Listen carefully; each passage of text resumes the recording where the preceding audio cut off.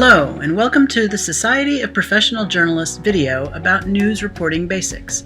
A word before we start. This is not intended to be an all-inclusive video, as there are still many more parts to news writing. These are the basic elements, where everyone begins. Your narrator today is Sacrament Bee reporter Tess Townsend. Hi there. My name is Tess Townsend, and I'm going to be doing a presentation on reporting basics.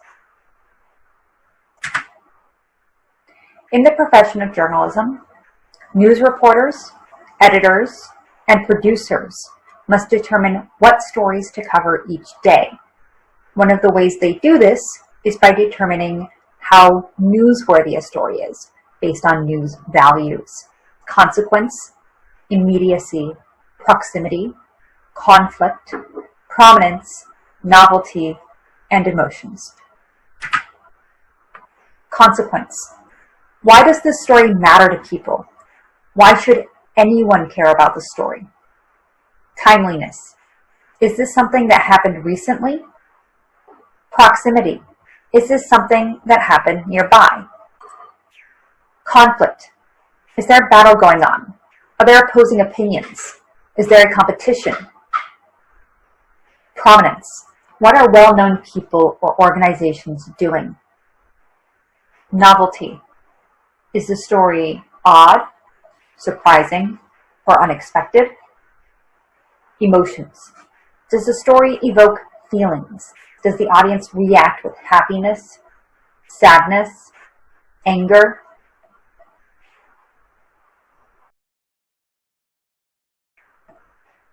I'm going to show a clip from ABC 10, a local news station in Sacramento, and we're going to watch for these different news values in this story. And listen to this. New research is showing more people without symptoms could be spreading the virus. And now state leaders are changing their tune on who should wear a mask. ABC 10's Monica Coleman joins us live with the update. You're working from home tonight, Monica, so what have you learned? Chris, today Governor Gavin Newsom said that a face mask could be an additive, meaning that it could add to what you are already doing to stay safe and healthy from the coronavirus. But that does not mean that people should go out to the stores and start buying N95 masks or surgical masks, taking them away from first responders who need them the most. Dr. Sonia Angel is working closely with the governor, and she gave out guidelines on what California should be doing when it comes to face coverings. So, let's pause for a minute. So first, let's go over consequence. Why does the story matter to people? Why should anyone care about the story? I think the answer is pretty clear. We are in the midst of a pandemic, and people have been receiving advice that they should not be wearing face masks, and now some authorities are saying, actually, face masks could be helpful. So this matters for people's safety. It matters for how they're going to try to protect themselves from this coronavirus. Timeliness. This is recent. Again, the advice so far has been, don't wear a face mask unless you're dealing directly with someone who has the virus or if you yourself have the virus. Now, some officials in California are saying something else. They're saying, actually, you know, as long as you're also doing these other things, wearing a face mask can also be helpful. Proximity. This is happening in California. This is news directed at a California audience. So there is some evidence that using face coverings may reduce asymptomatic infections, and also it might signal to others that you need to keep a little bit of distance.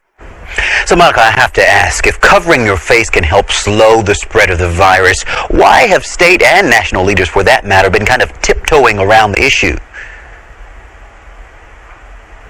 Great question, Chris. And it's because face masks can protect you from the virus when it comes to droplets like sneezing, coughing, or just talking to somebody in a close proximity. But they don't want people to stop practicing social distancing guidelines due to a false sense of security because of the face mask. If people have these masks on, they feel somewhat immune. They feel like they can get closer to other people. And when they do so, they decrease that great evidence-based intervention that we have, which is physical distancing.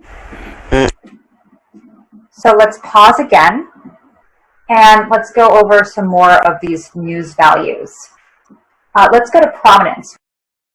What are well-known people or organizations doing? Earlier in here, so we've got Dr. Sonia Angel with the California Department of Public Health. This is a state-level public health authority. So this is someone who is working directly on trying to stem the virus. And we've got some introduction of conflict happening here, which is, first off, there's the concerns that if people wear the mask, they won't be careful enough in other ways. So there's that conversation. And then there's going to be a little bit more conflict introduced a little bit later in this story. I mean, I understand the notion of not wanting to give people a false sense of security, but I think sometimes you just need to call it straight with folks. So Monica, what is the CDC saying about this? The CDC and WHO haven't reached back out to me when I asked them the exact question that you're asking me tonight. But I went onto their website and they said that people should only be wearing masks if they are sick or caring for the sick. But right now it's very confusing when our local leaders are saying go ahead and wear a mask to stay safe when the CDC hasn't said anything at all. So there you have it. So there's more conflict there. So if you go to the WHO or CDC websites, you're still going to see advice telling you don't wear a mask unless you're sick or you're caring for someone who's sick. But now California authorities are saying, hey, it's okay to wear a mask. It can actually make your defenses stronger as long as you're also doing social distancing.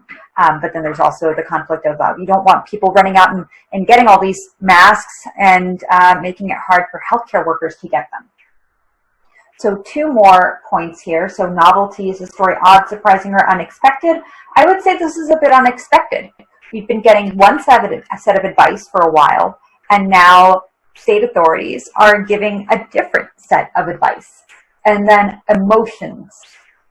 I would say that anything around coronavirus is going to have some emotional impact for people because a lot of people are scared.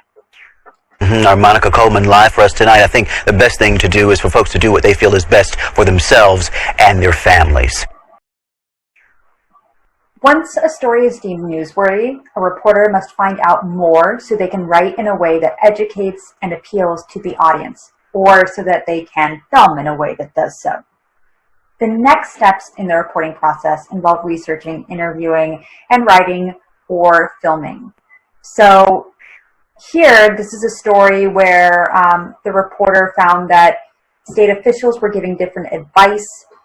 She made her story interesting, in part by including some footage of a state official giving this new and different advice.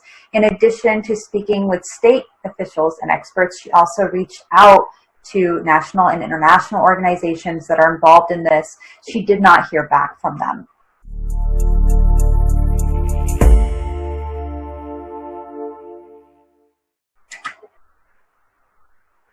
So reporters utilize a variety of sources when researching stories.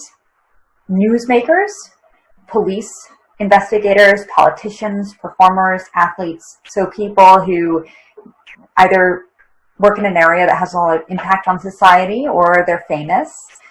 Organizations, spokeswomen and spokesmen and spokespeople.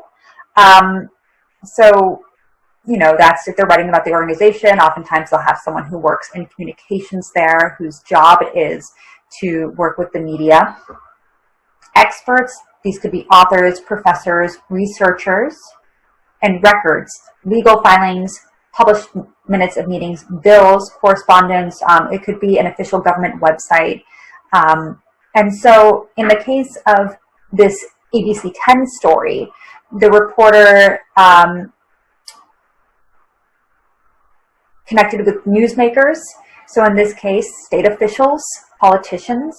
She mentioned Newsom, for example, Governor Gavin Newsom in California. Experts, there was a public health expert speaking during this, and she also consulted expert organizations, WHO and CDC. Records. When she didn't hear back from WHO or CDC, she went to their websites and looked at their official published advice. Now, records could also be something that you request, for example, through a public records request or any other number of things, court filings, for example.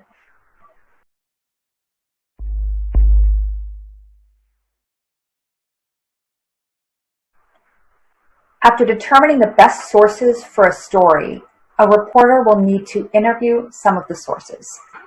Before the interview, the reporter should know the basics about the person they are talking to or the subject matter they will be talking to the person about. The reporter should organize and prioritize questions to ask during the interview. The reporter should give the source plenty of time to respond to questions. Sometimes even when you give sources plenty of time, they don't respond to you. So that is apparently what happened when she reached out to CDC and WHO. She did not hear back from those organizations. In addition to taking notes during the interview, it's a good idea to record the interview in accordance with state laws. So for example, in California, where I live, it is a dual consent state. Both parties in a recording have to consent to it being recorded. So you have to ask people if they're okay with that. Sometimes they won't be, sometimes they will be. It just depends on the person, but it's a great thing to back things up with. At the end of the interview, thank the source and leave the door open for follow-up questions. So, say, thank you for your time. Is there anything I didn't ask about that I should have? And also ask them, is it okay if I email you or text you if I have a follow-up question? After leaving the interview, review your notes and check the recordings to make sure the interview is clear. The information is clear. So if you don't have enough, it might mean that you need to go back to them, or it might mean you need to go to someone new.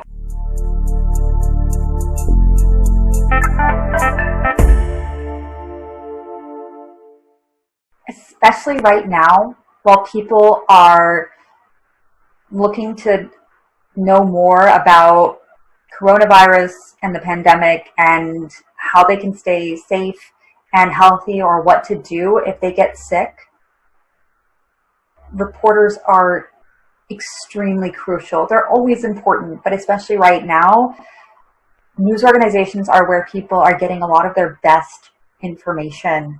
So the curiosity that reporters have, their ability to find important information and know what questions to ask. Reporters can critically analyze information and determine what makes sense to include in a story.